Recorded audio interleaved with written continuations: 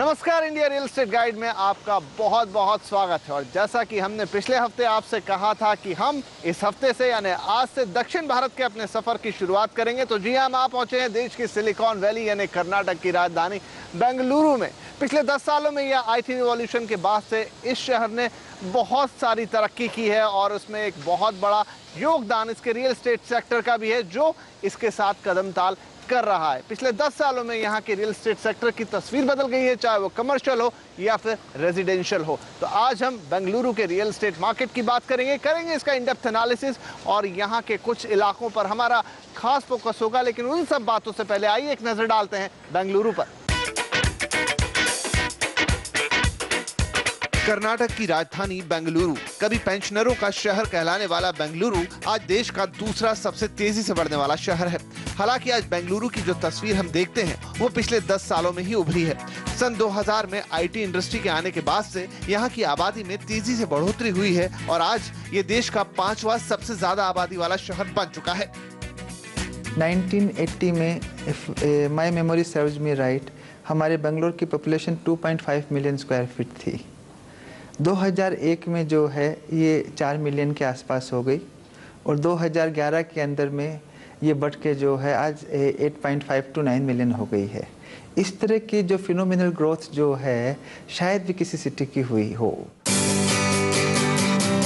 आज बेंगलुरु में वो सब बातें मौजूद हैं जो इसे रहने के लिहाज से एक आकर्षक शहर बनाती है।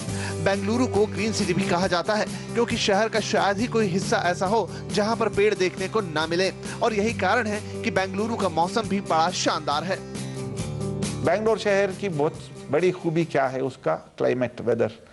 साल में 2 महीने गर्मी होती है, वो गर्मी भी इतनी नहीं जैसा दिल्ली में हो या मुंबई में हो या चेन्नई में हो। बाकी 8-10 महीने तो अच्छा सा वेदर होता है, एयर कंडीशन सिटी बोलते हैं, बट इसको संभालना चाहिए। बढ़िया मौसम के साथ साथ बेंगलुरु सुविधाओं के लिहाज से भी शानदार शहर है।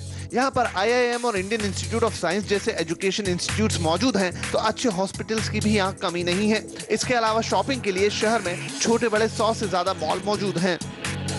हेल्थ अच्छा है, हॉस्पिटल्स अच्छे हैं, लोग अच्छे हैं, आपके पास स्कूल अच्छे हैं और बाकी जो सोशल एंटरटेनमेंट जैसे मॉल्स है, सिनेमा है, सब कुछ है बेंगलोर शहर में। थोड़ा सा इंफ्रास्ट्रक्चर पे ध्यान दिया जाए और अच्छा सा क्वालिटी इंफ्रास्ट्रक्चर बन गए तो बेंगलोर एक मिसाल का शहर सारे देश के लिए बन सकता है। हालांकि इन सब के बीच शहर के पास अपनी कुछ दिक्कतें भी हैं।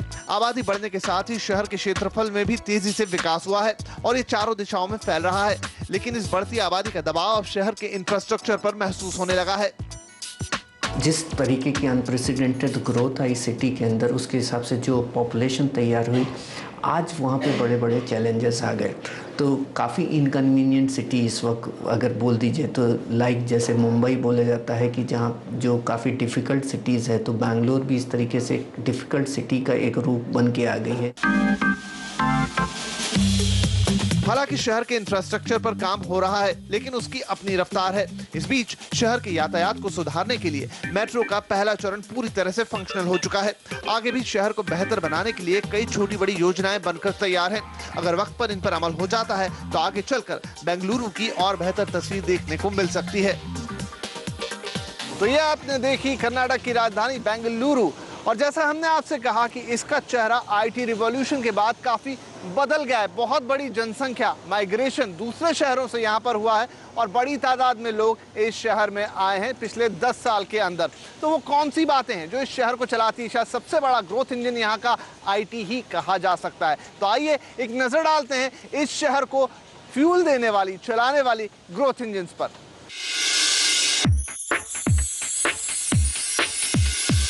बेंगलुरु को देश की सिलिकॉन वैली कहा जाता है। 10% से ज्यादा की रफ्तार से विकास करने वाला ये शहर देश का सबसे बड़ा IT एक्सपोर्टर है। बेंगलुरु में इन्फोसिस और विप्रो जैसी दिग्गज कंपनियों के हेड ऑफिस के साथ साथ कई छोटी बड़ी IT कंपनियों के दफ्तर मौजूद है। हमने देखा कि जो है नारायण मूर्ति जी और अजीम प्रेम जी ने जो है जिस तरीके से इसको एक अपॉर्चुनिटी समझी और जिस तरीके से उन्होंने जो इन इंडस्ट्रीज को सर्व किया, ग्लोबली कम्पिटिटिव बनाने के अंदर में इसका कोई दूसरा पैरेलल दूसरी इंडस्ट्रीज में हमें देखने को नहीं मिलता है। इसमें कोई शक नहीं कि बेंगलुरु के विकास में आईटी सेक्टर का योगदान जबरदस्त है। यहाँ पर हुए आईटी बूम की वजह से ही बेंगलुरु की ग्रोथ स्टोरी ने आकार लेना शुरू किया और आज भी आईटी ही बेंगलुरु के डेवलपमेंट का सबसे बड़ा आधार है। आईटी की रिक्वायरमेंट बढ़ गई, उनकी स्पेस रिक्वायरमेंट बढ़ गई। उनके जो 50,000 स्क्वायर फुट की एक बिल्डिंग लेते थे वो जाके अभी 5 लाख स्क्वायर फीट की जरूरत पड़ गई उनको, और साढ़े एक जाके दूसरा तीसरा से चौथा कंपनी इधर एस्टैब्लिश हो गया। अब इससे क्या हो गया कि कई लोग बाहर से आने लग गए। अब इनके लिए मकान चाहिए, इनके लिए स्कूल चाहिए, इनके लिए सड़क चाहिए, इनके लिए शॉपिंग मॉल चाहिए। तो that is the IT is the biggest growth driver. लेकिन बेंगलुरु ही क्यों? आखिर ऐसा क्या कारण था कि यहाँ पर आईटी इंडस्ट्री ने इतनी तेजी से और इतनी जोरदार तरक्की हासिल की? जवाब है बेंगलुरु और आसपास के इलाकों में मिलने वाला ट्रेंड मैन पावर, जो यहाँ बड़ी तादाद में मौजूद इंजीनियरिंग कॉलेज से निकलता है। यहाँ पे जो है हमने देखा कि जो काफ़ी हद तक प्राइवेट सेक्टर के अंदर में जो है इंजीनियरिंग कॉलेजेस खुलने शुरू हो गए थे आज से 25-30 वर्षों पहले करके है, जहाँ पर उन्होंने जो है एक उच्च शिक्षा, अच्छी शिक्षा जो है अपने स्टूडेंट्स को देने की चेष्टा करी। हालांकि आईटी के साथ साथ बेंगलुरु पब्लिक सेक्टर कंपनियों का भी बड़ा गढ़ है। बेंगलुरु में Bharat electronics, Hindustan aeronautics limited, BHEL, BEML और HMT जैसी पब्लिक सेक्टर की कंपनियां मौजूद हैं। आईटी आने से पहले बैंगलोर क्या था? एक पब्लिक सेक्टर टाउन था। सारे बड़े पब्लिक सेक्टर कंपनी थे इधर, हेवी इंडस्ट्री जैसे ITI था, Bharat heavy electricals, BHEL, then आपके पास फिर HMT था, तो HAL ये था। तो बैंगलोर सिर्फ एक पब्लिक सेक्टर टाउन था। फिर धीरे धीरे इंडस्ट्रीज की बढ़त हुई और इंडस्ट्री के साथ अभी 1995 या 96 में आईटी का कुछ थोड़ा सा हल्का सा ये स्टार्ट हुआ और 2000 से तो एकदम आईटी पिकअप हो गया। इस वक्त दुनिया भर में, खासतौर पर यूरोप और अमेरिका में आर्थिक हालात बहुत अच्छे नहीं हैं। जाहिर है इसका सीधा असर आईटी कंपनियों पर पड़ रहा है, लेकिन फिर भी देश की आईटी स्टोरी पर भरोसा कायम है। जितना भी चाहे या यूरोप या US के अपने ही शहर में ये काम हो जाए, वो नहीं कर पाएंगे, बिकॉज उनके पास लोग नहीं है, उनके पास पॉपुलेशन नहीं है।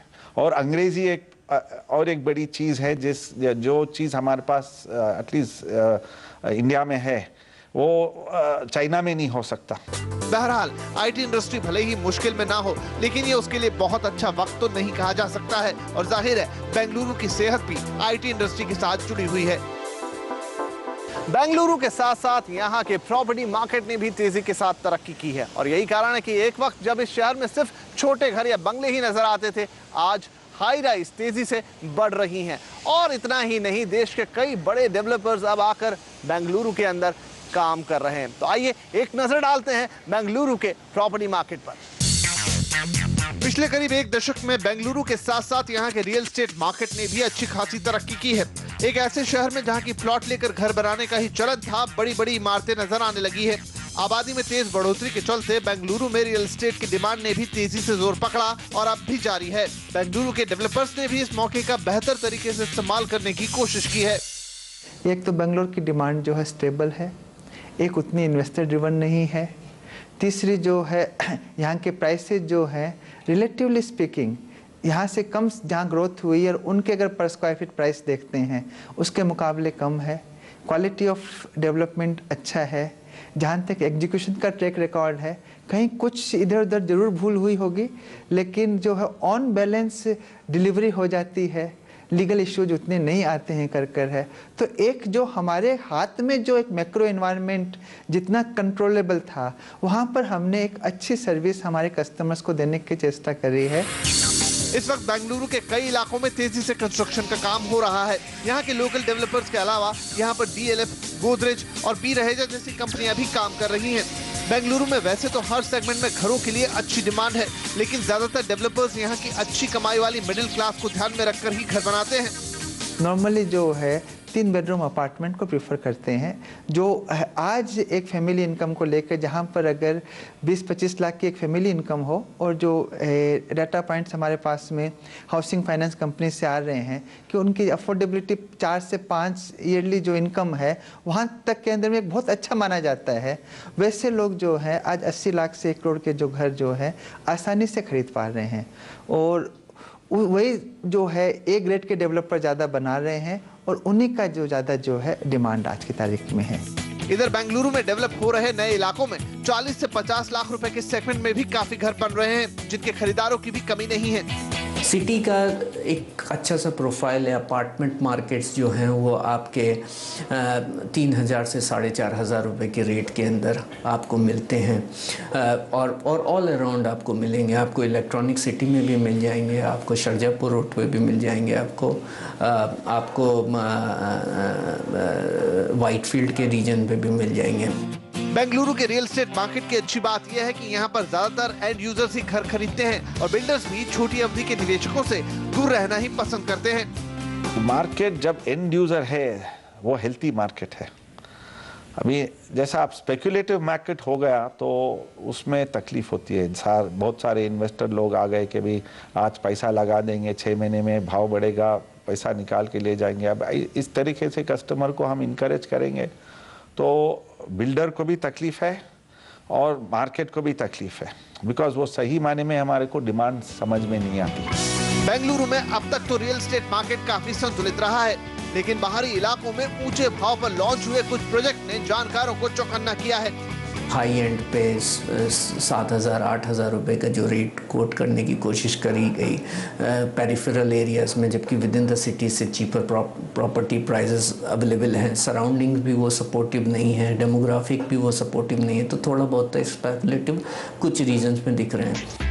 हालांकि ऊंची ब्याज दरों के चलते बेंगलुरु में भी प्रॉपर्टी मार्केट ने पिछली 2 तिमाहियों में बहुत शानदार प्रदर्शन नहीं किया है, लेकिन इन सब बातों के बीच भी शहर में इस वक्त बड़े पैमाने पर कंस्ट्रक्शन का काम जारी है। और इसी के साथ इंडिया रियल एस्टेट गाइड में वक्त हो गया एक छोटे से ब्रेक का, लेकिन जब ब्रेक से आएंगे तो लेकर चलेंगे आप बेंगलुरु के कुछ अलग अलग इलाकों में और जायजा लेंगे कि किस तरह की प्रॉपर्टी वहां पर बनाई जा रही है।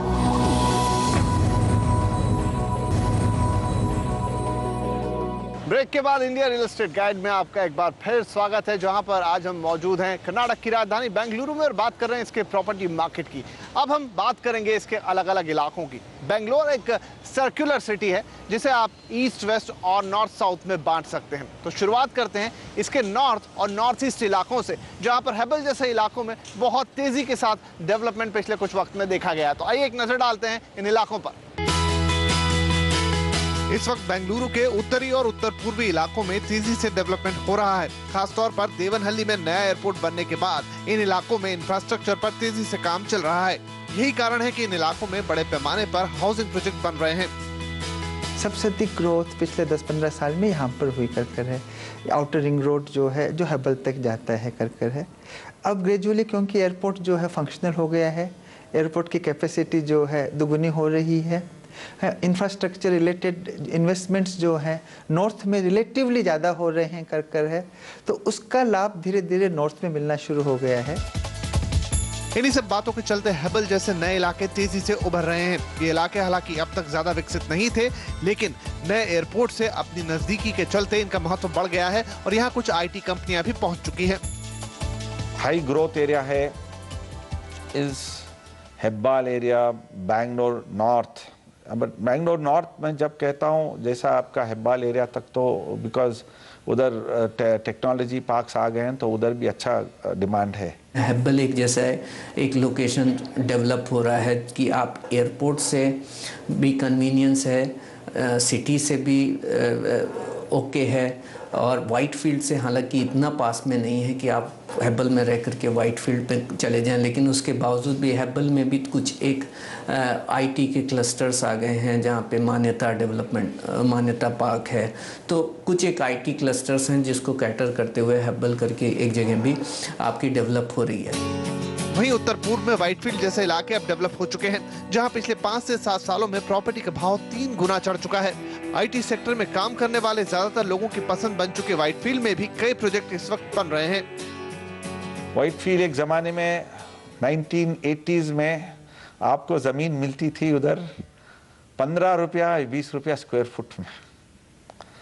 आजकल ज़मीन का भाव उधर हो गया 2500, 2500, 3000 रुपया स्क्वायर फुट। और अपार्टमेंट का भाव है करीब 3500 से लेके 5000, 6000 तक, स्पेसिफिकेशंस और लोकेशन पे डिपेंड करता है। और ऑल्सो अगरचे विला है तो विला 7-7,500 में है आजकल। जाहिर है बेंगलुरु में हुए डेवलपमेंट का ज्यादा लाभ अभी तक इसके उत्तर और उत्तर पूर्वी इलाकों को नहीं मिला था। इसी के चलते आज यहाँ दूसरे इलाकों के मुकाबले भाव कम है और खरीदारी का अच्छा मौका बन सकता है। तो ये आपने देखे बेंगलुरु के उत्तर और उत्तर पूर्व के कुछ इलाके, और अब वक्त हो गया कि हम आपको बताएं कि यहाँ पर कौन कौन से प्रोजेक्ट्स बन रहे हैं और उनमें क्या रेट्स चल रहे हैं। बेंगलुरु के उत्तर और उत्तर पूर्वी इलाकों में इस वक्त कई प्रोजेक्ट बन रहे हैं। अगर आप हेबल में घर लेना चाहते हैं तो यहाँ पर बन रहा है RMZ कॉर्प का गैलेरिया रेजिडेंसी, जहां इस वक्त 4750 रुपए का भाव चल रहा है। इसी तरह सुरैया ग्रुप का प्रोजेक्ट एनविरॉन, जो कि हेबल के आनंद नगर में बन रहा है, आपको 5850 रुपए के भाव पर मिल जाएगा। इसी तरह अगर आप हन्नूर रोड पर प्रॉपर्टी खरीदना चाहते हैं तो DS ग्रुप का प्रोजेक्ट मैक्सियन आप देख सकते हैं, जहां आपको 3000 रुपए तक का भाव मिलेगा। यहीं पर LGCL बना रहा है अपना प्रोजेक्ट वन स्ट्रीट, जहां इस वक्त 5250 रुपए का भाव चल रहा है। वहीं अगर आपकी पसंद व्हाइट फील्ड्स है तो आपके लिए यहाँ ऑप्शंस की कोई कमी नहीं है। यहाँ प्रेस्टीज के प्रोजेक्ट व्हाइट मिडोज में घर देख सकते हैं, जहाँ 4200 से 4900 रुपए तक का भाव मिल जाएगा। इसके अलावा नितेश एस्टेट के प्रोजेक्ट फ्लशिंग मिडोज में भी आपको 3800 के भाव में शानदार घर मिल सकता है। और इसी के साथ इंडिया रियल एस्टेट गाइड में वक्त हो चला एक और छोटे से ब्रेक का, लेकिन जब ब्रेक से आएंगे तो रुक करेंगे बेंगलुरु के दक्षिण और दक्षिण पूर्वी इलाकों पर। फिलहाल ये छोटा सा ब्रेक।